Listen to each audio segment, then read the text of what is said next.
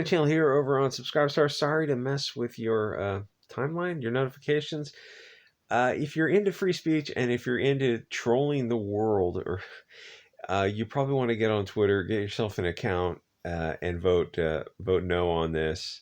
You can use like just a burner email if you're banned. You use Dolphin Zero to get on there.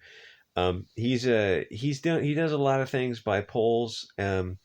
And Jeremy from the Quartering is kind of losing his mind over it, but he recognizes the long term ramifications of this. It's very important.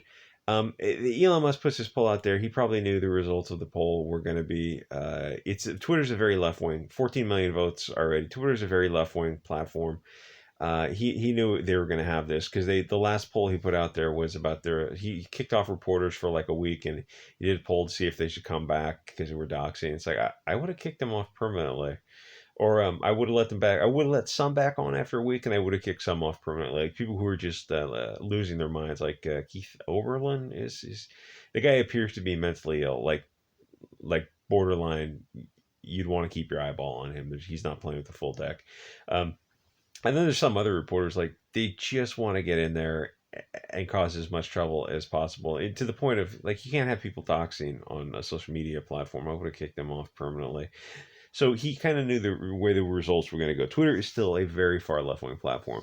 Now, if you get someone else in there to run it, it's like, well, they're going to run it according to his dictates, his mandates, according to his vibe, right? His terms of service. Fair enough, but the thing is, he's on Twitter now and he's interacting. So even as I started to make this, I looked at it earlier. The no's are dropping, so the left wing is getting control of this. He's interacting with people across the spectrum, and the furthest right guy I saw him interact with so far was this a YouTuber. His name's Ramsey Paul, and I mean, relatively speaking, for like the YouTube environment, he would be. I mean, he's still on YouTube, so he's not that far right.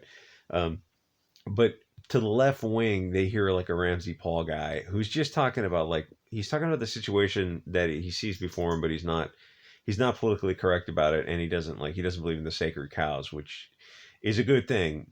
So like in the total spectrum, he's not far right, but the left wingers view this guy and they just lose their mind to see Elon interacting with him, and he's interacting with a bunch of other YouTubers and a bunch of other people on the right and the left, including he appears to have won over some. There was the Cranstein brothers, who are, I think, mentally ill. They were Trump reply guys. It means they ring the notifications and they just sit on their phones to get the first comments in there. And they got kicked off YouTube, and then they come back. And now the weird thing is that he said he voted no because he said Elon it appears like he is this one of the Cranstein brothers has kind of like Trump has grown from the Trump derangement syndrome. Like a lot, like Trump derangement syndrome hasn't gone away for most people. They lost their mind. Like in 2016, when I saw that, I said back then, I said this is permanent for most people. Like they're not coming back from this. They lost their effing minds. Some people apparently have kind of got like you got Trump out of office for 2 years, and they probably look back and go, oh, well, probably Biden being such an abomination probably helped them get their head on straight. Because when you see like 2 years of Biden, it's like that inflation doesn't lie. You look at those numbers and you're like, oh, we're heading kind of into Weimar territory here, aren't we? And then there's like a lot of degeneracy that's catching up. Like even if you're on the left, even if you're a little bit more left of center than moderate left, it's like you're looking at the stuff the kids are doing now with the adults and the dancing around stuff, and you look at that and like that's Sodom and Gomorrah. Like you don't have to be Christian to look at that and goes, I mean, yeah, I mean the book, this 4,000-year-old story literally talked about Sodom and Gomorrah and God raining hellfire down on it. I mean, it's a little weird, is all. You even have to be religious, and you just kind of like, huh, this is pinging on my radar. Anyway, uh, if you want to get on there, have a little fun, vote no.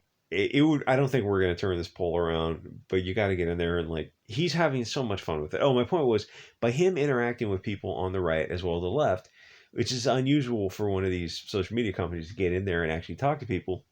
What he's doing is helping open the narrative up to people right of center. And I remember it was one of the girls from the Mary Sue, which I at least scroll through every day. I think it was Rachel Leichman.